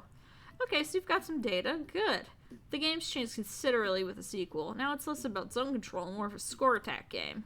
The story is of two rival clans vying for control of the legendary Sacred Dojo. For 1 full year, they fought down the Bridge of Destiny until winter they reached their ultimate destination. At that point, the dojo doors opened and allowed in only the most worthy, the most honorable clan. The other was exiled from the lands forever. Such a rich and involving backstory. Nah, it's just a goofy way of saying score more points than the other team before the time runs out. Each team has 2 players and an ending swarm of ninja minions. Every stage is just one giant kung fu fight scene. Each minion you beat up scores you points. Each time you KO an enemy player, you score points. Your goal is to score the most points before the game ends. To do that, we have to optimize, counterplay, and outthink our opponents. We farm ninjas for gold, buy weapons and scrolls, summon more minions, use special moves and cooldowns. Whoa, slow down. This is sounding complicated. Sure, when you figure in your opponent's strategy, how many frames your character takes for each move, and other things like that, it's complicated. But you don't have to know the finer points. All you need to know is the simple RPS metagame. What? RPS metagame, or wait for it, rock, paper, scissors. Wait, the most complicated in esport in the world is just rock, paper, scissors? Basically, everything else is just nitty-gritty details. From the heart of it all, there's 4 tactics to pick from. I see where we're getting with this.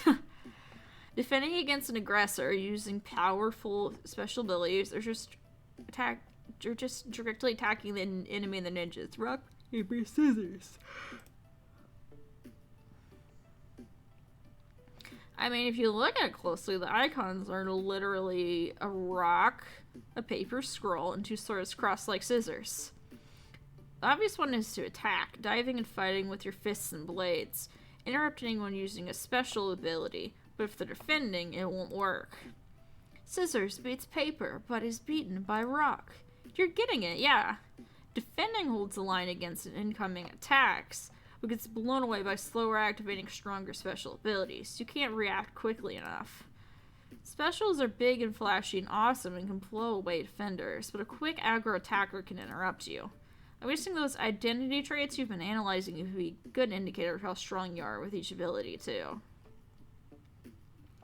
So, well, that might just be for everyone, maybe not my stats. That would make sense. A very steady person could be excellent at figuring out exactly the right time to use a special. Yep, Gutsy is great for attacking, Kindly can defend well, and Quirky is probably a jack of all trades. Got it, so all you need to know are those 3 techniques? Well, there's a 4th, a trump card, your ultimate ability. Each team can only use 1 of those per game. Your ult smashes through everything. Everything. And if your opponent tries to ultimate at the same time as yours, you're just counters it for huge points. Rhapsody and I will be taking on 2 other players, trying to predict their attacks, defense, specials, and ultimates, countering with our own. Do that well enough and you win. I see. So really, I just need to know those 4 things, and that's enough to follow the flow of a match. That's the basics. There are also bonus points based on your skill and what season of the year you're in. We'll go over that as we play. Here, we'll start up a game so we can show you. Rhapsody drops in 2 quarters, 1 for each of us, and fires up the online matchmaker to find us a good pair of punching bags to demonstrate our skills on.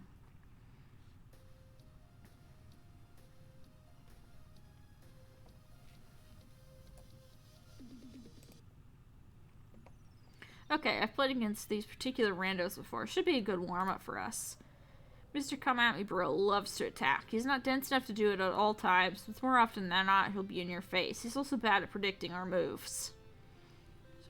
So defend against Mr. Come At Me Bro.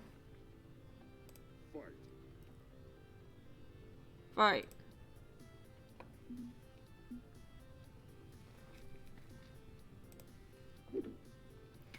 So Come At Me Bro wants to come at me. Fine by me. I turtle up and defend against attacks, keeping myself and my minions safe.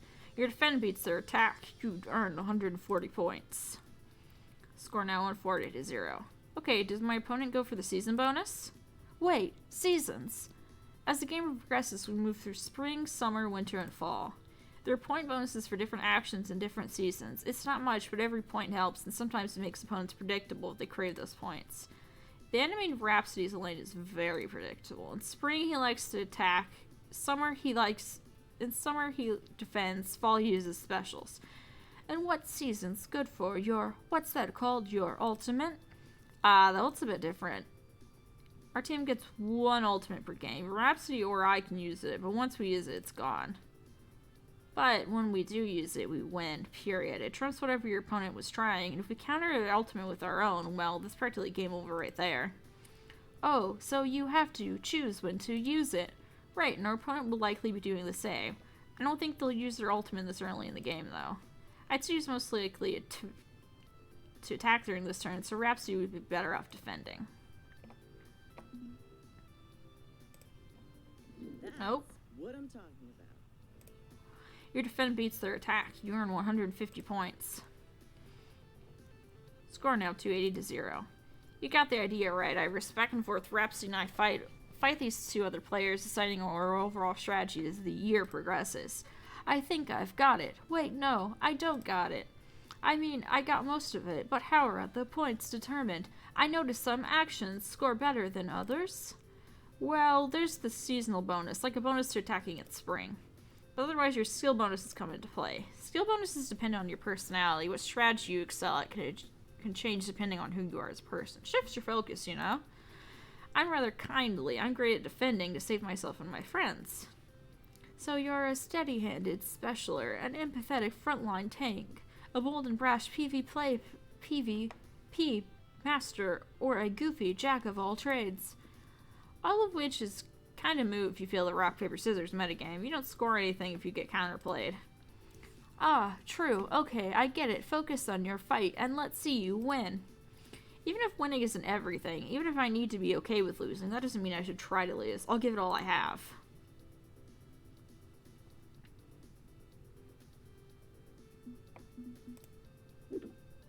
So come at me, bro wants to come at me. Fine by me. Turtle up.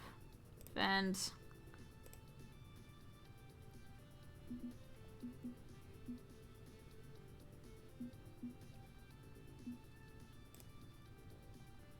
They both defend. It's a tie. You earned 60 points. They earned 30 points. Score 4. Oh. My defense goes up, but unfortunately my enemy notices me playing it safe and slow, and it unleashes a devastating special move before I can react. Your defend loses your special, they earn 120. Fuck it.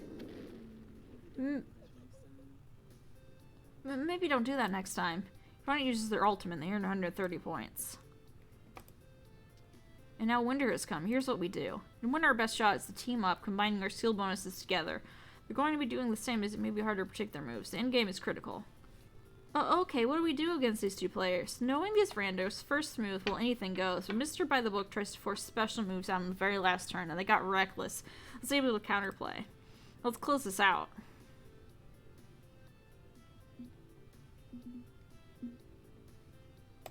I'm doing it.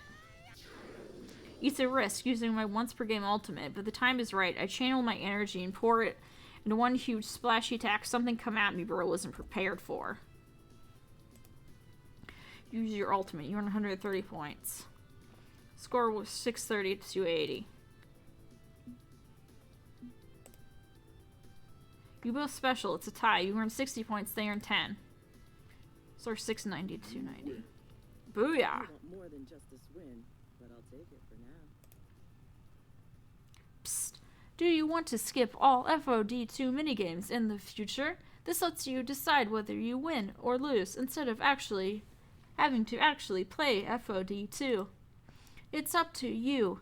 You can decide how you want to enjoy FOD2. Do you want to skip minigames or play them? I think I'm gonna play them for now. Okay, thanks. On with the show. With our admittedly pretty pathetic enemies crushed, the rest of Team GCF cheers for our victory. Feels good. It still feels good to win. I know Iris warned me about the dopamine hit of victory I'd become hooked on, but... You've got some skills and knowledge. Genuinely, I'm impressed. Nice. It's been too long since I last played a competitive match, but not going to lie, it feels good to win. Thanks, Rhapsody. I know I was a bit pushy about wanting to play FOD2 earlier and pushy about the Pro Tour. I'm still, sorting some feelings out about that one. But I'm glad I have a chance to play with you. Okay, who's up next? It's practically a Black Friday sale level of shoving to get up to front as they reach for those joysticks.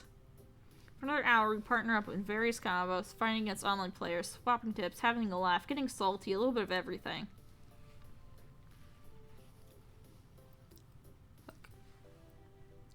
Ho ho! Ha ha! Guard! Turn! Parry! Dodge! Spin! Thrust! Settle down. Need help up here in my lane. On my way, my fair. Don't call me that. On my way, Jinx. We win some, we lose some. Oh! Bull bleep! I hate the RNG damage in this game. A one-hit gank? Hey, it happens. I'll hurl myself in a certain death to buy time while you respawn. As proof Iris may be onto something, the losses don't feel quite as painful, not this time, not while fighting at their side. I wonder, do you think a Tomokazu aggro build could work? Buy some cheap items and storm them right out of the gate? Oh good, she is with her little team. My GF in my first game, which is the save I used for this and not the Percy one. I'm sorry if you want a continuation of that, but that one was very special to me. Well, it works well for Queen Bee of the Four Heavenly Kings. I've seen her run Tomokaze aggro all the time on streams. She's practically mastered it. If you're interested, you could pick up a few things by watching her. The atmosphere is clearly different from grinding the ladder in my darkened bedroom all by myself. We share in wins and losses. I've never been to an arcade before at this day. Never really saw the point, not when I could play from home. Wasted money on travel and tokens. Too socially awkward, not worth the hassle, right? But despite being an arcade newbie, a keyboard warrior, they've accepted me into their fold. Be playing alongside them as well, with something else entirely. I could get used to this. I really could. Still, the hour's growing late, and I'm getting hungry again. Pizza twice in a single day only sounds fun. I wind up the curly spiral cord on my keyboard, ready to move out. Okay, it's been a blast, but I think I should be heading home. It's getting late. Departing so soon? 'Tis a shame. No slight on your person. Your first day in a new situation can be overwhelming. I can see that. I know I wasn't very comfortable my first few times here at the arcade, but you grow into it, promise. And we'll always welcome you back here, Agent of Mischief. It's a promise. Dinner and sleep for me, definitely. And I'll see you all tomorrow. Yes, tomorrow. A smile parts my lips as I offer them a wave and turn to leave. Only find my path to the exit blocked. Four cocky-looking people stand as if part of an ancient Roman phalanx formation, giving the arcade a once-over. What's more, they're all wearing the trademark golden jerseys of Team P2W, the hottest Fist of Discomfort 2 team in the nation. I recognize them instantly. Who doesn't know the superstars of Team P2W? A team I originally wanted to join, that is until this afternoon. The beefy one of the bunch, I think his handle is Blitz, looks around clearly unimpressed with what he sees. Nice broom closet. Where's the arcade? Woman to his side, yep, that's Divine. I recognize her from her streams, thus out a little snicker and a stage whispers to him in response. I think this is the arcade, Blitz. It's charming, I suppose. Quaint, in a way. Like the popular with the kiddies.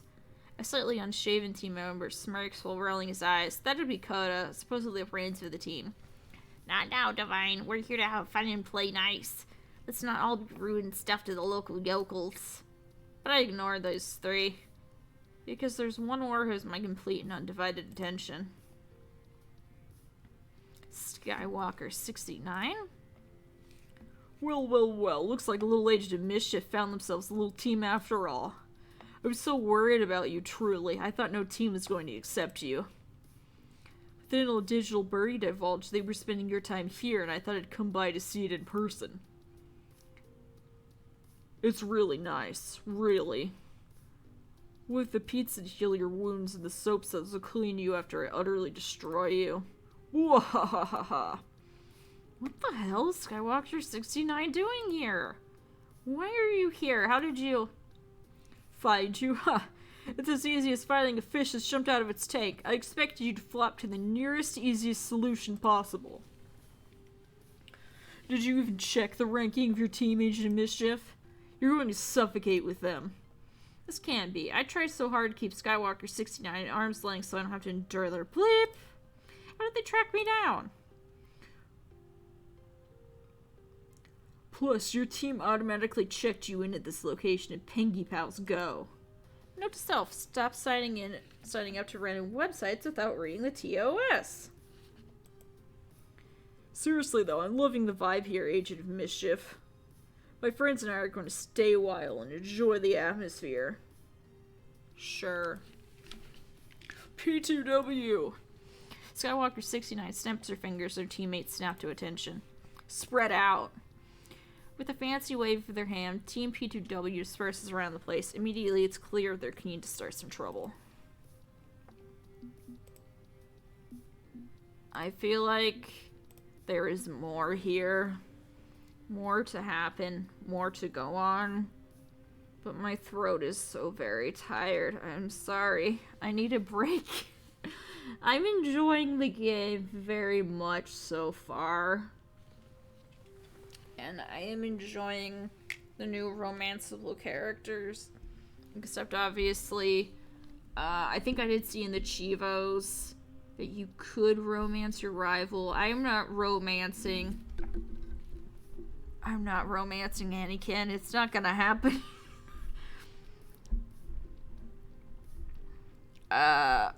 Maybe in some other playthrough, and if I can make them less of an asshole, which maybe you can.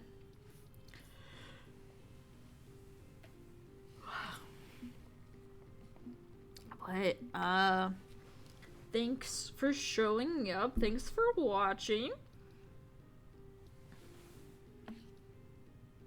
If you've been enjoying the game, if you've been enjoying the series, if you want to see some of my, other dating sim let's plays, if you want to see, the original Arcade Spirits, whatever, it would be very cool if you subscribe and maybe check out some of my other let's plays while you're there. Likes are always welcome. Comments are nice as long as you're not being too rude, and also, you know, don't spoil anything. I have literally only played up to this point that we're at right now.